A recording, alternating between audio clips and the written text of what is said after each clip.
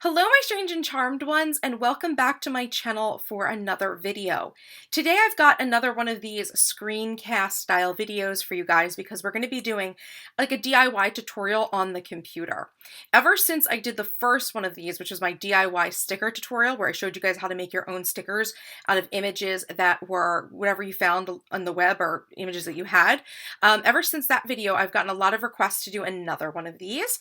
And ever since I made the DIY tutorial for making dividers, I've had a lot of requests from people to show how I actually, make my dividers, like I print out like custom images that I've made. So today I'm hoping to show you guys how to do that. Now, normally I would use a program like Photoshop, right? But because not a lot of people have that. It is like a professional program. It is pretty expensive. I have to show you guys how to do this in a word processor, which is what I did last time with the sticker tutorial. So I'm going to be using the word processor that I have on my computer, which is Apple's Pages program, which is basically the equivalent to Microsoft Word.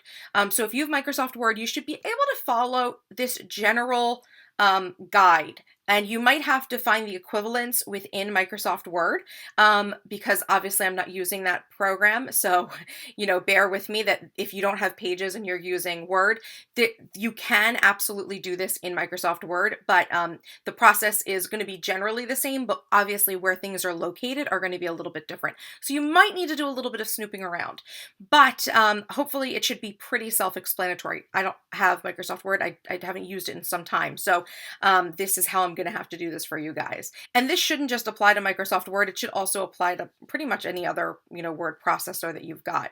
So the first thing that I'm going to do is I've opened up Pages and I've opened up a blank document.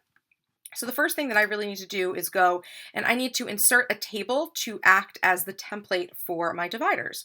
So I'm just going to choose like a plain template, and you see that it's dropped like a table down in here, but I only need one of these little table cells, as you'd call them, I guess. So I'm going to delete everything except for the first one. And then the next thing that I need to do is I need to go down and I need to adjust the row and column sizes. You can see down here at the bottom of this panel on the right side of the window, it says row and column size. So for, I'm going to do this, let's say for a personal size, but then I'm going to show you guys how to do it for an A5 as well, just so you have all the information. So it's showing me here how the row and the columns act. So this is kind of like width and height. So for the row, for a personal size planner, I'm going to have to put 6.7, which is actually the height of a page for a file of facts. And then for the width, I'm going to put 3.7, which would be the column, right?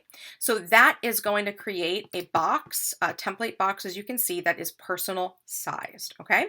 So I'm going to go back and click in there. The next thing that I'm going to do is literally super easy.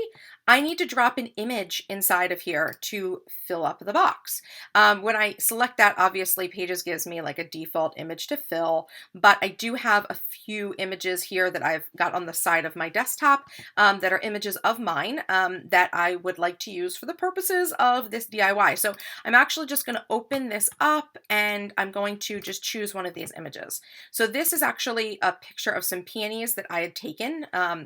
The file is actually really large, so I'm going to have to actually, adjust that right now.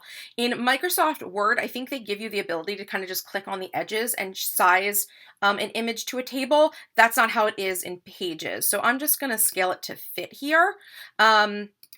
Or scale to fill would probably be better because it is not exactly the right ratio. So as you can see, now I've got this image like totally filling this box up, you see? So that was really easy. So all I'd have to do at this point is print this out and cut it. And then I could use the process that I did in my divider tutorial to make my own custom dividers. So if I want to change this out, obviously I can choose another image. So I've got some other images that I've made that are like iPhone wallpapers. Just a tip for you guys, iPhone wallpapers actually work really well with this process because they tend to be that sort of long but thin rectangle, which works really well for personal pages as well as the A5s. So as you can see, I can totally change these out. You know, and these haven't been sized. These are literally just images that are made for iPhone. So if you use Pinterest or anything like that, you could totally just search through for like iPhone photos and iPhone backgrounds, I guess I should say. And you could totally save ones that you like from Tumblr or Pinterest, and upload those and make them into obviously your own custom dividers. And if you use any sort of like photo editing software, like I think PicMonkey is something that a lot of people use. I've heard that before. I don't actually use those because obviously I have Adobe Photoshop. So I don't really use any of the internet applications for creating images. But if you have like your sort of free image program that you use, you can definitely make something that is this sort of shape and then throw it into a template so that you've got it, perfectly sized out for a Filofax divider. So like I said, I'm going to go back and I'm going to show you guys how to do this, well, at least change the sizing for A5. So for here, for an A5, the row is going to need to switch to 8.3, which is A5 height. And the column is going to need to be 5.8. Okay, so as you can see, when I did that, look what it did. It automatically just kind of adjusted things, right? So I can go back and I could change this image to whatever image I want, right? And voila, it's all done. One more thing I just want to show you on here that is best utilized, I think, by this peonies photo because it's so large. If you just, let's say you wanted to tile some sort of image, in Pages, and I don't know how this is in Microsoft Word, it actually gives the ability to like actually scale things, like move it down. So you can see I actually like scaled this, and there, look, you can see that I've got the tiling in there. So I could, zoom in if I needed to, but pretty much this whole scale to fill actually works really well. So yeah, all you'd need to do is follow a process like this for your word processor, print out the image, and then you can use my DIY divider tutorial in order to actually make your own custom dividers. So isn't that super easy? Like, it really isn't that hard. So yeah, I hope this was actually interesting for you guys. And I hope that you actually learned something new today, which was hopefully helpful for you in your process of making dividers for your own planner or Filofax. Just one more really cool thing I wanted to show you guys, which I don't know how I'm going to see this because I actually can't see myself, but I know I'm recording myself. You have to see the shirt that I got my friend Lindsay from the Trendy Sparrow. As you know, this beautiful mug that I like to drink out, the one that says she drinks more coffee than a Gilmore. She's the Trendy Sparrow. And she actually just launched a line of apparel and she sent me a shirt and it's absolutely amazing. And I'm wearing it today. So I thought I would show you guys a little bit of my entrepreneur at home OOTD. Okay, you guys, so actually I just went ahead and switched camera views. I actually had to like click out of the program I was in for screencasting. So I should no longer be screencasting at this point. But we've gone through the tutorial, so that's really good. So I can show you properly this really cute shirt. How adorable though, you guys, seriously. So adorable. And you guys know I just launched my new coaching program, which is empire building. So building my empire is kind of something that I'm really interested in. And I just love this stuff. So if you guys want to check out this shirt or my Gilmore mug, or I also have a building my empire mug that I got from Trendy Sparrow as well, I'll go ahead and leave her information linked down below so you guys can go check out her awesome shop. One other thing, actually talking about empire building, that I wanted to tell you guys. This is like the most awesome thing ever when I realized that you could do this. So as you know, empire building, if you didn't see my last video, wow. Okay, so if you didn't watch my video on Sunday, then you probably don't know what I'm talking about. But I just launched a new coaching program for anyone who is interested in starting a blog or a business online, like an online entrepreneurship course. So the foundation for that course is actually a series of 5 blueprints, as I call them, to success, blueprints to building your empire.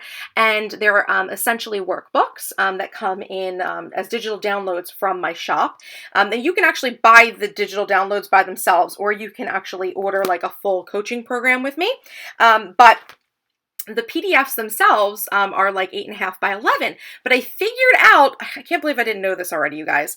I figured out that I could actually print them so that, look, that's my blueprint. Like there's some, don't want to like sneaky peek in here of like the content, but I can go through the first couple of pages, I guess. So like I actually have, as you can see, like my whole empire building workbook in here. It's all in A5 size paper. So isn't that so cool? So I actually have my workbook in my planner. And I just think it's the coolest thing in the entire world. So I thought I'd share that with you guys because I know a number of you guys have purchased one of the coaching programs or have purchased the workbooks individually, which is absolutely awesome. I can't believe how many of you guys have already signed up. This is going to be amazing. But if you have an A5 size planner, you can print those out. You'd print those out in Adobe Reader as like a binding option. It's like you can print things like a bound book, and it prints them like 2 to a page, and then you can just cut them in half and put them in your planner. So I thought that was absolutely awesome. If you guys want me to do a tutorial on that as well, I could probably do that as well. So leave me down in the comments if you guys are interested in figuring out how to do that, because I don't know, it was easy enough to do it, but hello, like, am I not like the queen of planners? And I totally did not know about that until just recently. I actually just talked about it with my friend Lisa Marie from Paper and Glam, and she was like, yeah, Alexis, duh. I was like, I didn't know. I felt so silly, but it's like the coolest thing ever because I can turn any PDF basically into like an A5 insert for my planner, which I think is absolutely awesome. So okay, you guys, that was the end of the video. I hope this tutorial was helpful for you guys, and make sure to leave me comments down below in the comments section if you have any questions. Obviously, just like I said in my disclaimer, I don't really know how to do this step by step in Microsoft Word, but I know that the process is essentially the exact same as it is in Pages, because essentially these are all word processors. They all act very similarly. So you're going to follow a very similar method, just the things might not be located in the exact same places as they were in Pages. So I hope that this tutorial was still helpful for you. So I'm not going to be able to answer any procedural questions about Microsoft Word because I don't have Microsoft Word to like reference. So I'm really sorry about that. But any other comments are more than welcome. So go ahead and leave those comments down below. And of course, if you liked this video, if you want me to do more of these sorts of screencasts that kind of help you work through things on the computer, definitely give me a thumbs up on this video and leave me a request down below. I know that I've had a lot of questions to work through some things in Photoshop, but right now I'm not planning to do any Photoshop tutorials because unfortunately, like, not everybody has that, but most people have a word processor on their computer. So I'm trying to stick to using word processors for now. So I hope you guys understand that. I don't want to make a video that's useless for like a majority of my community. So if you have any other requests, leave them down below and I will certainly consider them. And of course, if you're not yet subscribed to me, what are you waiting for? Hit that subscribe button for more awesome videos by me, and make sure to check out my empire building program if you're interested in that branding PDF that I just showed you in my planner, or if you do want to get some sort of one-on-one or group coaching with me, I will go ahead and leave the link to my landing page about empire building down below for you to refer to. So thank you guys so much for watching, and I will see you in the next video. Bye-bye!